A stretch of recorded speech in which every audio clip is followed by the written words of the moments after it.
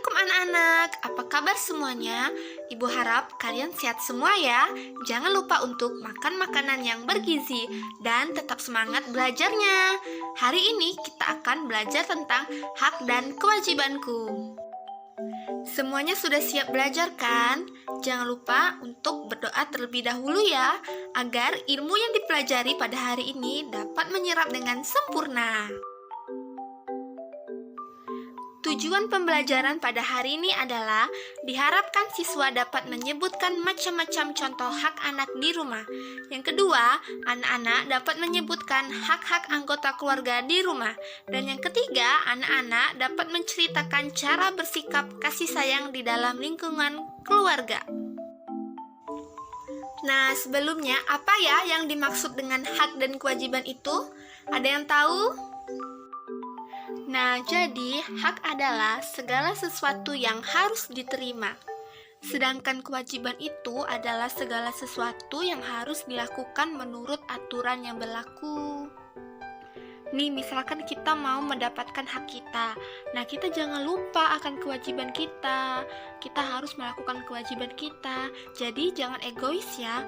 Mau mendapatkan hak, tapi tidak mau memenuhi kewajiban. Itu nggak boleh ya anak-anak. Sebagai anak, kalian pasti punya hak anak di rumah. Apa ya contoh hak-hak anak di rumah? Yuk kita bahas. Hak anak yang pertama adalah anak berhak mendapatkan kasih sayang dari orang tua. Coba deh kalian lihat orang tua kalian. Pasti mereka menunjukkan kasih sayang dan cintanya untuk kalian. Karena apa? Karena kalian buah hati mereka yang patut disayang, dicinta, dimanja.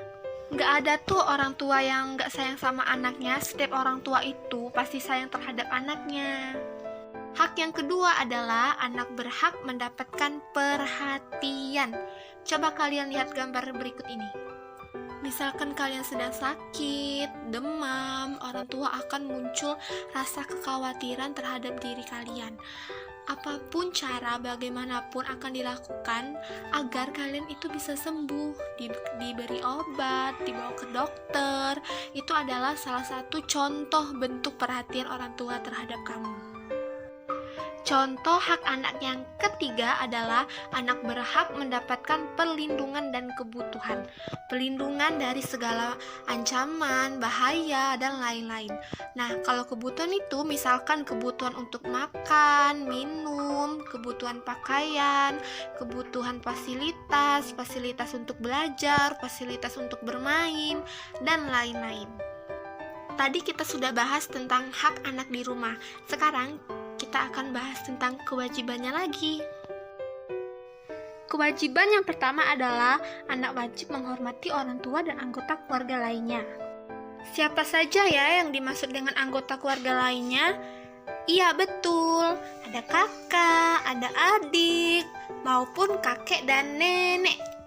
Kewajiban yang kedua adalah wajib mematuhi segala peraturan yang ditetapkan oleh orang tua. Contohnya, main tidak boleh sampai maghrib, harus pulang sebelum jam 5. Kemudian, harus belajar, mengerjakan PR, dan lain-lain. Kewajiban yang ketiga adalah wajib menjaga kebersihan dan membantu orang tua di rumah. Jadi, jangan buang sampah sembarangan, bukan hanya di luar, tetapi di rumah juga ya. Kemudian anak-anak bisa membantu ibu ayah menyapu, mengepel, mencuci piring, menjemur pakaian, membersihkan kamar sendiri. Itu untuk melatih kemandirian anak-anak. Tadi kita sudah bahas yang di rumah. Sekarang kita akan bahas yang di sekolah. Sebagai murid, kalian juga punya hak dan kewajiban loh di sekolah.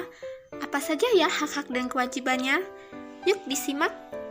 Yang pertama, anak berhak mendapat perlakuan adil dari guru.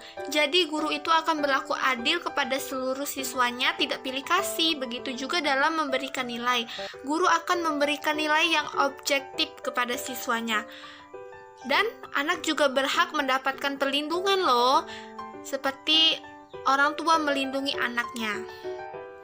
Yang kedua adalah anak berhak mendapat bimbingan dari guru dan pendidikan. Kalian bisa membaca, menulis, berhitung, itu semua dari bimbingan guru, dari ilmu yang diberikan oleh guru. Jadi guru itu mempunyai fungsi untuk membimbing kalian supaya bisa menjadi pandai dan menjadi orang yang bermanfaat. Yang ketiga adalah siswa berhak menggunakan fasilitas yang ada di sekolah. Fasilitas itu apa ya contohnya?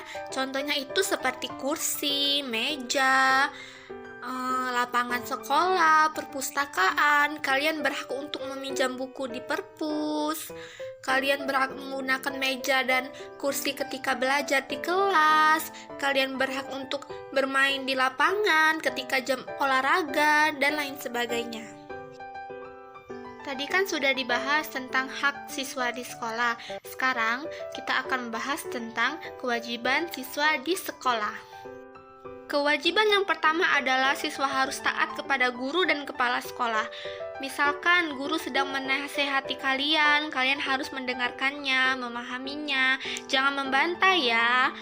Karena seperti yang kalian tahu, guru adalah orang tua kedua kalian ketika di sekolah. Jadi, hormati dan patuhi guru seperti kalian menghormati dan patuhi orang tua kalian. Yang kedua adalah siswa ikut bertanggung jawab atas kebersihan, keamanan, dan ketertiban sekolah. Nah, ketika jam istirahat, kalian jajan di kantin. Nah, sampahnya itu dibuang di tempat sampah ya, jangan sampai buang sembarangan. Jika belum bertemu dengan kotak sampah, kantongi dulu sampahnya. Ketika sudah ketemu, baru dibuang di tempat sampah. Karena buang sampah sembarangan itu akan merusak keindahan sekolah. Nah, satu lagi, kalian juga tidak boleh berkelahi sama teman, karena akan mengganggu ketertiban sekolah. Ingat ya anak-anak. Yang ketiga adalah siswa ikut bertanggung jawab atas pemeliharaan gedung, halaman, dan perabotan yang ada di sekolah. Nah, seperti hak yang sudah kita bahas tadi, kalian mempunyai hak untuk menggunakan fasilitas yang ada di sekolah. Nah, di samping itu, kalian juga mempunyai kewajiban untuk menjaga dan merawat fasilitas itu.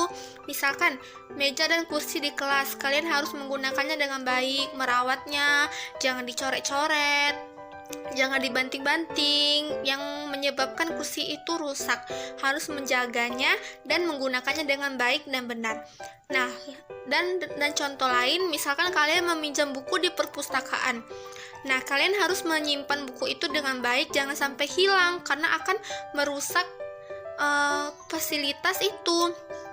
Dan misalkan dinding di kelas, kalian jangan mencoret-coretnya ya, karena akan merusak keindahan di kelas kalian itu sendiri. Nah, sampai sini dulu ya pembelajaran kita hari ini. Semoga ilmunya dapat bermanfaat untuk kalian semuanya dan dapat diaplikasikan di kehidupan kalian. Tetap semangat belajarnya ya. Ibu akhiri, wassalamualaikum warahmatullahi wabarakatuh.